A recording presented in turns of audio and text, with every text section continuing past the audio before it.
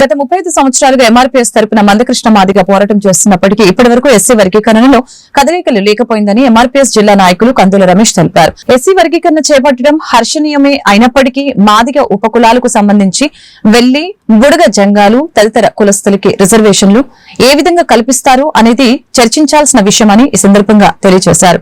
SC వర్గీకరణలో రాష్ట్ర ముఖ్యమంత్రి చంద్రబాబు నాయుడు, దేశ ప్రధాని నరేంద్ర మోదీలకు కృతజ్ఞతలు తెలిపారు. రమేష్ శ్రీ మందకృష్ణ మాదిగ నాయకత్వంలో నేను ఏలూరు జిల్లా ఎంఎస్పీ జిల్లా అధ్యక్షుడిగా నేను పనిచేస్తున్నాను. మేము 30 సంవత్సరాల నుండి సుదీర్ఘమైన పోరాటం చేస్తూ ఎస్సీలో ఉండబడే నాట్ ఓన్లీ మాదిగ, మాల కాకుండా బుడగ జంగాలు, రెల్లీలు మరియు మాస్టిన్ మాదిగ తదితర ఉపకులాలకు సామాజిక న్యాయం చేయమని ఎస్సీలో ఉండబడే 15% రిజర్వేషను జనాభా నిష్పత్తి ప్రకారము మేము ఎస్సీలు ఏబిసిడీలు వర్గీకరణ చేసి ఆ ఫలాలు అంటే మా ఉపకులాలు ఉన్నటువంటి ఫలాలు అందాలన్న సదుద్దేశంతోనే మేము ఎస్సీ ఏబిసిడీలు వర్గీకరణ చేయాలని మేము ఏకసభ్య కమిషన్ని నిన్న కలెక్టరేట్లో మిశ్రా గారిని కలవడం జరిగింది. ఇది న్యాయమైన డిమాండ్, సామాజిక న్యాయము.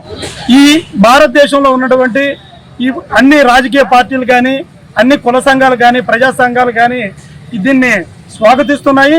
బీసీలో ఏ విధంగా వర్గీకరణ జరిగిందో ఎస్సీల్లో కూడా వర్గీకరణ జరిగినప్పుడే విద్యాపరంగా, ఉద్యోగపరంగా, రాజకీయ పరంగా, ఆర్థిక పరంగా మా ఎస్సీలో ఉండబడే మాసిన్ మాదిగ కానీ, రెల్లీలు కానీ మరియు కులాలు అందరూ కూడా రాజకీయంగా అన్ని విధాల అభివృద్ధి చెందుతారన్న సదుద్దేశంతోనే మేము వర్గీకరణ చేయడం అని మేము జరుగుతుంది. మా సోదరులు, మాల సోదరులు అయినటువంటి ఉండబడేటువంటి 15%, 13% వాళ్ళే తీసుకుంటున్నారు. ఎందుకంటే ఆర్థికంగా వాళ్ళు బలపడ్డారు. ఆర్థికంగా బలపడడం వల్ల వాళ్ళ ఉన్నత చదువులు చదవడానికి నాణ్యమైన విద్య కార్పొరేట్ కాలేజీలో కానీ, కార్పొరేట్ స్కూల్లో కానీ నాణ్యమైన విద్య అందుకొని ఆ రిజర్వేషన్ ఫలాలు వారు మా మాల సోదరులే పొందుతున్నారు.